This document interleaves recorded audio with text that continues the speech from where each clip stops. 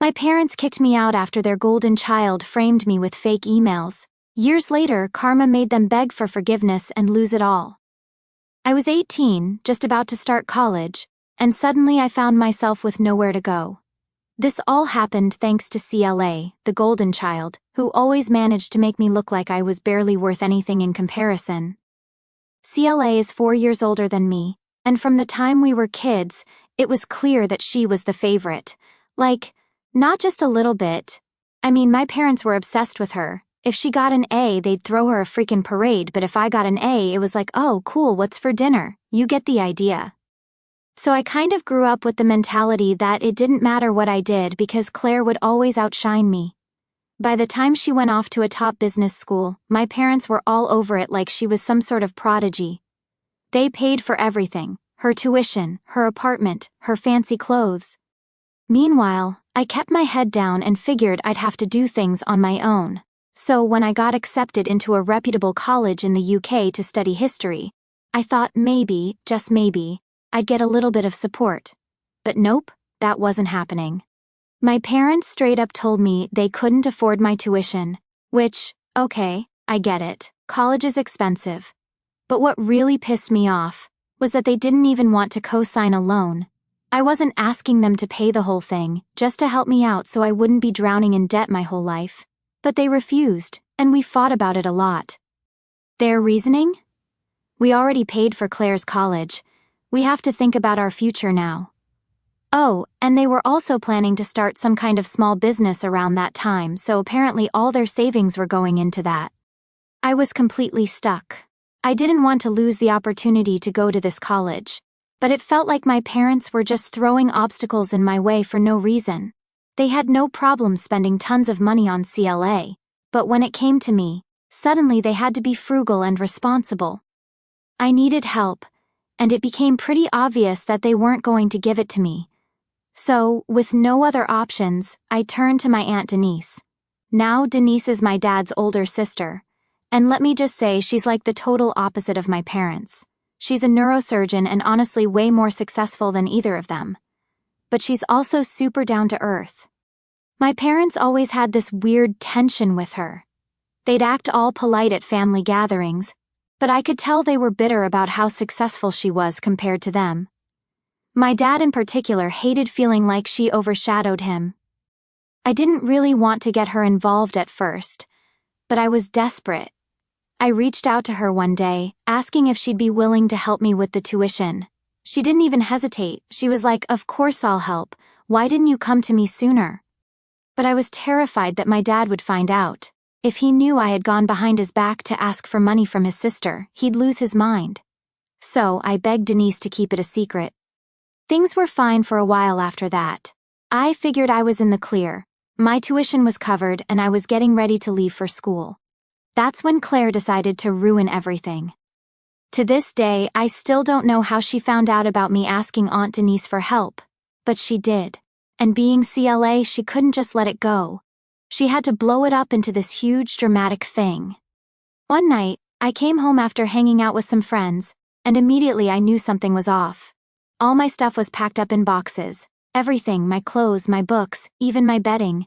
My parents were sitting in the living room, and Claire was standing there with this smug, self-satisfied look on her face. It felt like I had walked into some twisted intervention. My dad didn't waste any time. He threw a stack of papers at me and said, "Explain this." I had no idea what he was talking about, so I looked at the papers, and that's when I realized CLA had gone full psycho. She had fabricated these fake emails between me and Aunt Denise, where it looked like I was betraying the family, leaking details about the business my parents were planning to start in exchange for Aunt Denise paying for my tuition. I couldn't believe my eyes. Claire had gone through my laptop, found some emails between me and Denise, and then doctored them using Photoshop or whatever. She made it look like I had sold out our family. I was stunned. I tried to explain that it was all fake, but my parents didn't even listen. They just stood there saying, "We trusted you, and you stabbed us in the back." It didn't matter what I said. They believed Claire because of course they did. They always believed her. It was like I didn't even exist anymore. They told me to pack my things and leave right then and there. I was officially kicked out of the house because of a complete lie. I begged them to reconsider. I didn't want to be a burden on Denise, especially after she had already agreed to pay for my tuition, but my parents didn't care. They said I was a traitor and they wanted nothing to do with me. So, that was it. I left with nothing but the clothes on my back and a few boxes of my stuff, and I moved in with Aunt Denise. Honestly, I don't know how I would have survived if it weren't for her. She took me in without a second thought and treated me like actual family, something I hadn't felt in years. While my parents were busy worshiping CLA and focusing on their future business, Denise was the only one who really cared about me, and for that, I'll always be grateful. But to this day, I can't shake the memory of that night, walking into my house and seeing all my stuff packed up, my parents staring at me like I was a criminal, and Claire standing there with that smug look on her face, knowing she had won. So, there I was, kicked out of my own house, standing on Aunt Denise's doorstep with my life in boxes. I was still processing what the hell had just happened. It felt like a bad dream. I mean, how do you go from thinking you're part of a family to being homeless in one night? The whole thing was so surreal, but at the same time, I couldn't say I was that surprised. My parents had always made it clear that CLA came first, but I guess I never thought they'd take it this far. Denise, being the angel that she is, welcomed me with open arms. She didn't ask a million questions, she didn't pry. She just saw that I was hurting and told me that her house was my house for as long as I needed. That kind of kindness, man. It hit me right in the gut because I realized right then that I had never felt anything close to that from my own parents. So I moved in with her. It was strange at first, waking up in her guest room, looking around at a house that wasn't mine, but over time, it started to feel more like home than the place I grew up in ever had. We started getting closer, talking more about everything. Turns out, Aunt Denise knew a lot more about my parents and their BS than I ever realized.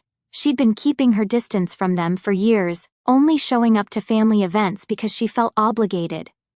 She told me something that blew my mind. Apparently, my dad's grudge against her started way before I was born. Denise had always been more successful. She went to med school, got married to a great guy who unfortunately passed away young, and was living her life. Meanwhile, my dad was doing okay, but every time they met up, he'd get weirdly competitive. Denise said that their relationship basically became a game of who could look better to the rest of the family, but instead of just being proud of his sister, he resented her. And it wasn't just career stuff. My dad felt overshadowed in every way. Financially, socially, everything. I guess that jealousy bled over into how he treated me. Denise had figured all this out years ago but kept quiet because she didn't want to make things worse for me. Now that I was living with her though, she told me everything. It was like she was trying to fill in all the gaps in my life that I hadn't been able to make sense of before. Why my parents never seemed to care about what I did. Why they always bent over backward for CLA. It all boiled down to some weird family dynamic that I didn't even know existed. Living with Denise was great, but the thing is, I couldn't completely relax. I kept waiting for my parents to call, for CLA to show up out of nowhere, or for them to apologize for what they did. But of course, that never happened. Days turned into weeks and nothing. Not a single text, not a single call. At first, I was angry. Like really angry. How could they just toss me aside like I was nothing? Then the anger kind of faded, and I started to feel numb about the whole thing. It was like my brain was shutting off all my emotions just so I could function. Denise, though, she was amazing. She never pushed me to talk about what happened unless I wanted to. She let me take my time figuring things out. She even helped me get all my stuff sorted for school, making sure I had everything I needed before I left for the UK. I swear if it weren't for her, I don't know how I would have gotten through that time. But even with her support, the silence from my parents was deafening. You'd think after kicking your kid out you'd at least check up on them, right? But no. I guess I shouldn't have expected anything different, but I still did. One afternoon, about a month after the whole ordeal, I got a text from CLA. I remember it so clearly because it was just as obnoxious as she was. All it said was, "Hope you're doing okay. By the way, don't leave your laptop lying around." That was it. No apology, no acknowledgement of what she had done, just a little smirk in text form, reminding me that she was the one who got me thrown out. I stared at the screen, feeling my blood boil. She was taunting me, plain and simple. I didn't respond. What was the point? Claire wasn't the type to feel guilty about anything. In her mind, she had won some weird family game, and that was that. I thought about texting back something snarky, but I knew it wouldn't make a difference. She'd just get off on it. So I blocked her number and tried to move on. It wasn't easy. Every time I looked at my phone, part of me was still waiting for something from my parents. Maybe a message from my mom saying she regretted everything, or even a passive-aggressive email from my dad pretending like nothing happened. But nope, radio silence. In the months that followed, Denise and I got into a solid routine. She became more than just my aunt. She became my confidant, my friend, and basically the only family I had left. I started to see how messed up my parents really were. They'd spent so long focusing on CLA, trying to mold her into some perfect daughter, that they completely missed out on everything else. And when CLA finally messed up, which she eventually would, it would be too late for them to fix it.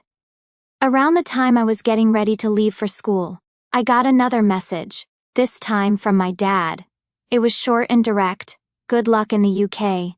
That was it. No apology, no explanation, nothing. It felt like a slap in the face. After everything, all he had to say was good luck. I didn't even know how to respond, so I didn't. I just deleted the message and tried not to think about it. The day I left for the UK, Denise drove me to the airport. She hugged me and told me how proud she was, how she knew I'd do great things. It was the first time in my life that someone in my family had said those words to me, and it hit me harder than I expected. I got on that plane feeling like I was leaving more than just my home behind. I was leaving behind the part of me that had always tried to seek approval from my parents. From that moment on, I decided I didn't need them anymore. I had Denise, I had my future, and I had myself. If they wanted to reach out, fine. But I wasn't going to waste any more energy chasing after people who clearly didn't care about me. I was done. So, life in the UK was going great. I settled into college, made some friends, and for the first time in years I wasn't constantly thinking about my family. I won't say I forgot about them, I don't think that's possible. But they definitely weren't on my mind as much anymore. I was focused on my studies, figuring out my future and just trying to enjoy life without the drama that came with living under my parents' shadow. But of course, just when things were going smoothly, something had to come and mess it up. I finished college and came back to my city. I found a very good, high-paying job, and then I got a call from my mom. Yeah, my mom, the same woman who hadn't spoken to me since the day they kicked me out. It was totally unexpected. I was sitting in my dorm room going over some notes for a paper when my phone buzzed. I saw her name pop up, and for a second I thought I was seeing things. I stared at the screen, my mind racing. Should I answer it? Ignore it?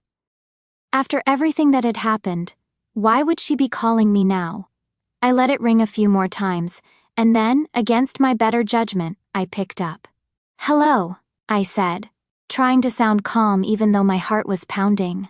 There was a pause on the other end, like she wasn't sure what to say. Finally, she spoke. Hi, it's your mother. No kidding. Who else would it be? I didn't say that though. I just stayed quiet, waiting for her to explain why she was calling after almost 2 years of nothing.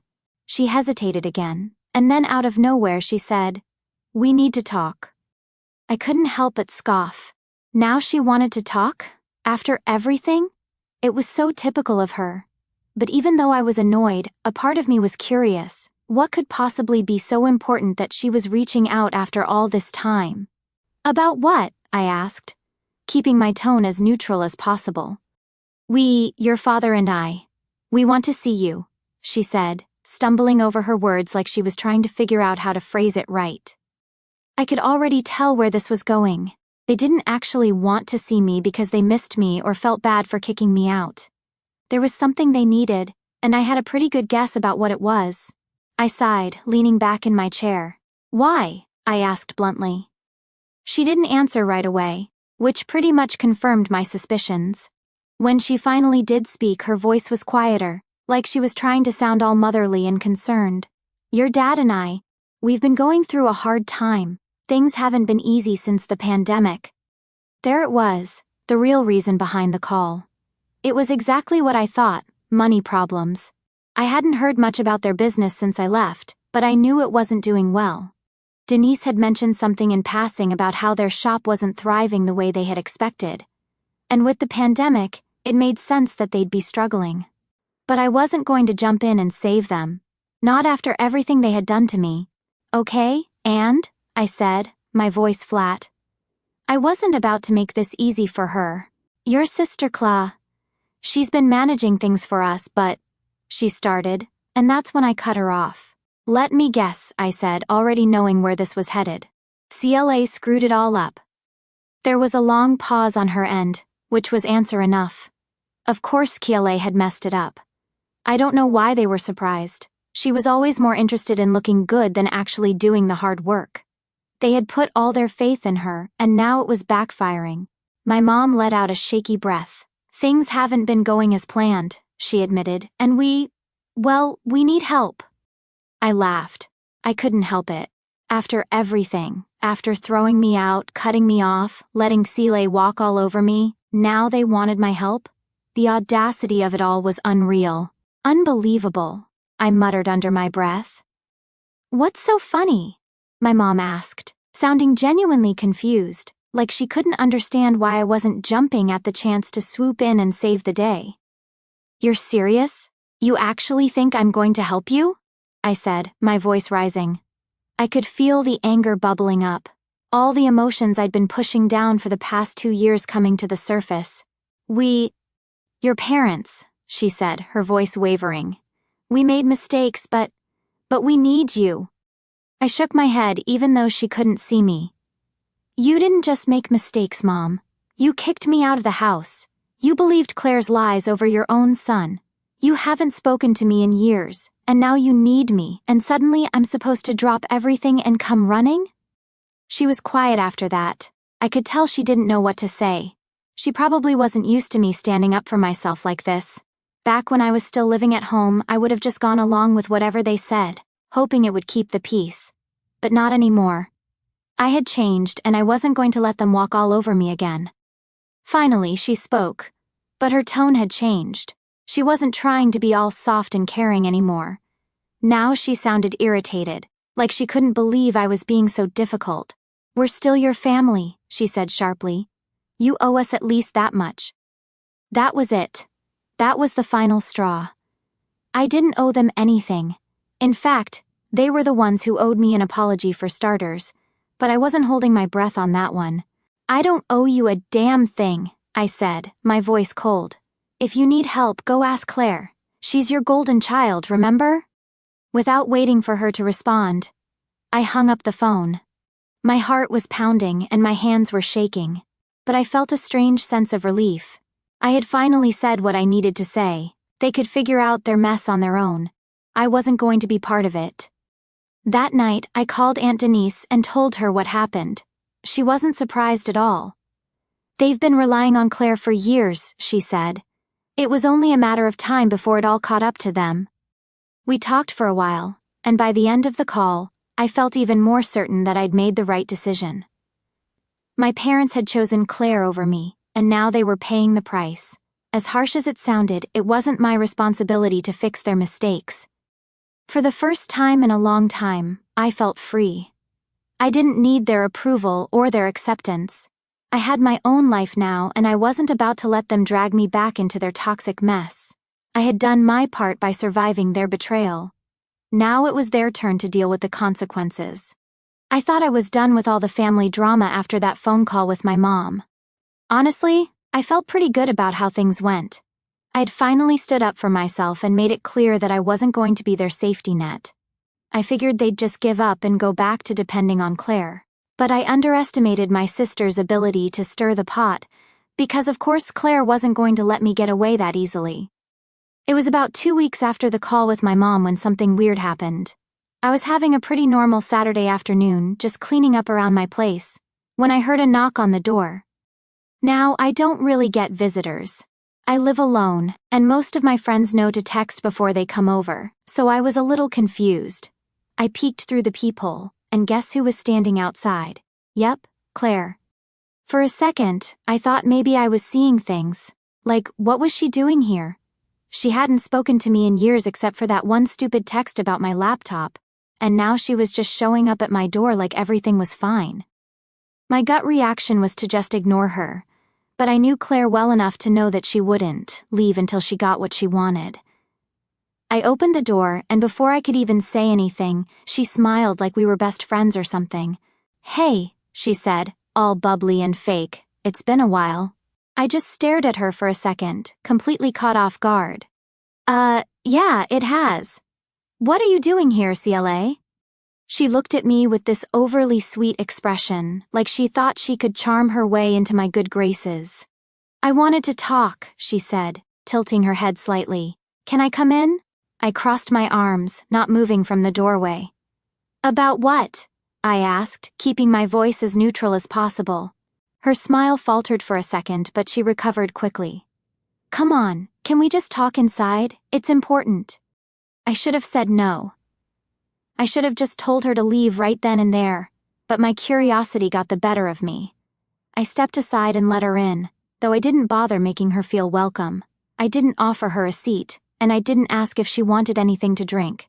She was lucky I was even letting her into my space after everything she'd done. She walked in and looked around like she was taking in the place. "Nice apartment," she said, like she was trying to make small talk. I didn't respond. I wasn't here for pleasantries. "Okay, CLA," I said, getting straight to the point. "What do you want?" She sighed dramatically, like she was already exhausted from whatever game she was playing. "Mom told me about your conversation," she said, folding her arms. "She's pretty upset, you know." I raised an eyebrow. "Upset? She kicked me out of the house, CLA. What exactly does she have to be upset about?" Clay rolled her eyes like I was the one being unreasonable. "Look, I'm not here to rehash all that. We both know you've always been difficult." I almost laughed at how casually she said that. "Difficult?" I repeated. "Are you serious right now? You fabricated emails to get me kicked out of the house. That's difficult?" She waved her hand dismissively.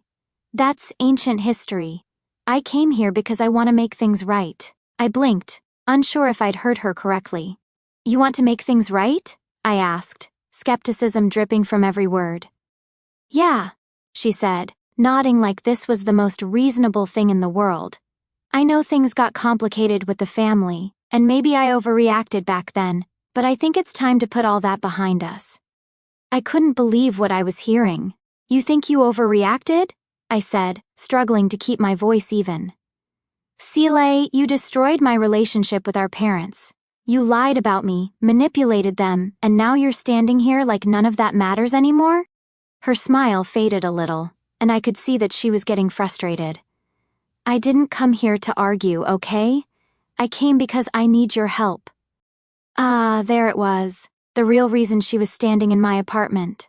Of course, Calais wasn't here to apologize or to make amends. She needed something from me. I felt my jaw clench as I stared at her, waiting for her to continue. "I've been trying to keep the business going," she said, finally dropping the fake sweetness, "but it's been really hard. The pandemic hit us pretty badly and I'm doing everything I can, but it's not enough. Mom and Dad don't want to admit it, but we're on the verge of losing everything." I crossed my arms, not feeling an ounce of sympathy. "So let me guess, you want me to help bail you out?" CLA shifted uncomfortably. "I'm not asking for a handout," she said defensively. "I just thought we could, I don't know, figure something out together. You're doing well for yourself, right? I figured you'd want to help the family." I couldn't believe her. She was trying to guilt-trip me into saving the family business that she had driven into the ground. "You figured wrong," I said flatly. Claire blinked, clearly not expecting that response. "Wait, what do you mean?" "I mean I'm not helping you," I said, my voice firm. "Not after everything you did. You ruined my life, CLA. You turned my own parents against me, and now that you're in trouble, you think I'm just going to forget all of that and come in to save you? No." She stared at me, dumbfounded. For the first time in her life, CLA didn't seem to know what to say. "But we're family," she said weakly, her voice losing some of its confidence. I shook my head. We stopped being family the day you made it your mission to destroy me. Claude's face went pale. She wasn't used to hearing no, and I could tell she was struggling to process it. After a long, awkward silence, she stood up. Fine, she said coldly. If that's how you want it, that's how it's going to be, I said, standing my ground. You made your choices, Claire. Now you have to deal with the consequences. Without another word, she stormed out of the apartment, slamming the door behind her. I stood there for a minute, letting the tension drain out of me. Part of me felt bad, like maybe I was too harsh, but then I remembered everything she'd put me through, and that guilt faded fast. For the first time in years, I felt like I had control over my life. I wasn't living in Clare's shadow anymore. I wasn't the second choice or the scapegoat. I was finally free from all of it. I thought that after Clare stormed out of my apartment, things would go quiet, like she would finally get the message that I was done with her and the whole family drama. But of course, I underestimated just how stubborn she could be. It wasn't even a full week later when the next wave hit, and this time it wasn't Clare knocking on my door. It was both my parents. It was a Saturday again. Funny how these things always seem to happen on my days off. I was just sitting on the couch scrolling through my phone when the knock came. It wasn't soft either. It was one of those heavy, insistent knocks that tells you whoever's on the other side isn't leaving anytime soon. I got up, already having a feeling about who it might be, and when I opened the door, there they were, my mom and dad, standing together like some kind of united front.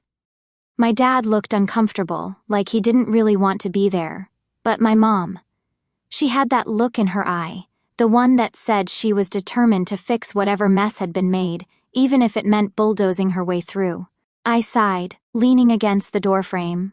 What do you want? My mom gave me a strained smile, trying to keep things friendly, I guess. Can we come in and talk? We need to sort some things out. I was tempted to slam the door in their faces, but part of me figured that if I didn't let them in now, they'd just keep showing up.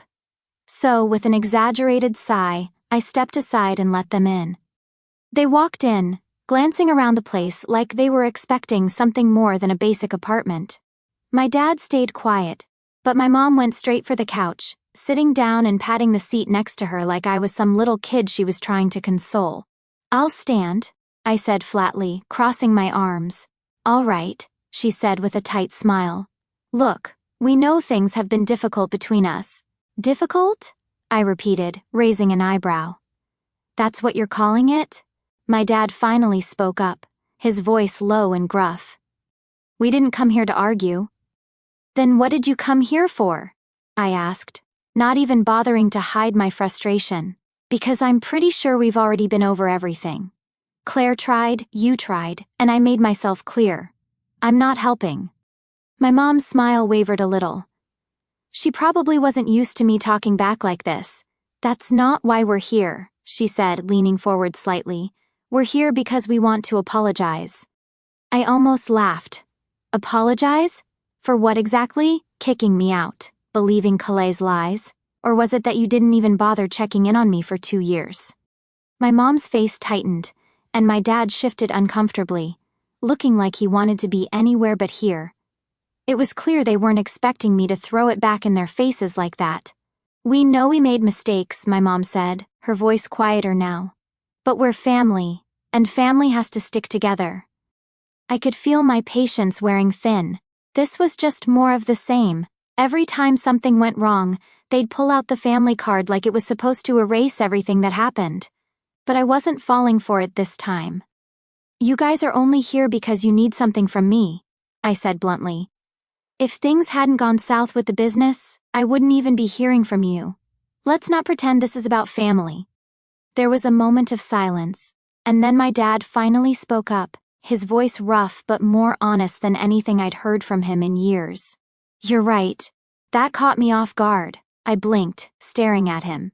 What? You're right, he repeated, sighing heavily. We screwed up. We believed Clare. We pushed you out, and we didn't even think twice about it. And now things are falling apart, and we're desperate. I didn't know what to say. I wasn't expecting him to actually admit it. My mom, on the other hand, looked like she was trying not to lose her cool, Clearly, she hadn't planned for him to just lay it all out like that. "I appreciate the honesty," I said after a long pause, "but that doesn't change anything." My mom cut in then, her voice sharper. "It doesn't change the fact that we need you, and you owe us. After everything we've done for you." And there it was again, that sense of entitlement. They really believed I owed them something just because they were my parents, like all the years of neglect and favoritism didn't matter. And now that they were in trouble, I was supposed to bail them out. "I don't owe you anything," I said, my voice cold. "Not after the way you treated me. You made your choice when you believed Claire over me, when you threw me out and didn't even check if I was okay. Now you want me to save you. That's not how this works." My dad didn't say anything. He just sat there staring at the floor like he was ashamed. But my mom, she wasn't done yet. "We are parents," she said, her voice rising. "We raised you, we took care of you, and now you're just going to abandon us?" I shook my head, almost feeling sorry for her at this point. "You didn't take care of me, Aunt Denise did. You chose Claire and now you're stuck with her. That's on you." My mom looked like she was about to explode, but my dad put a hand on her arm, stopping her from saying whatever was about to come out of her mouth. He stood up, looking me in the eye for the first time since they walked in. "We understand," he said, his voice steady but defeated. "We're not going to push you anymore. We just needed to try." For a second, I almost felt bad for him, but then I remembered everything they had put me through, and that sympathy disappeared. "I hope you figure it out," I said, stepping toward the door and opening it for them. "But I'm not going to be part of it." My dad nodded like he'd expected that. My mom, though, gave me one last look, half angry, half pleading, but when she saw I wasn't budging, she stood up and followed him out. As they left, I closed the door behind them and stood there for a moment, letting the silence settle in. I'd done it. I had finally stood up to them, and for the first time it felt like I was really free.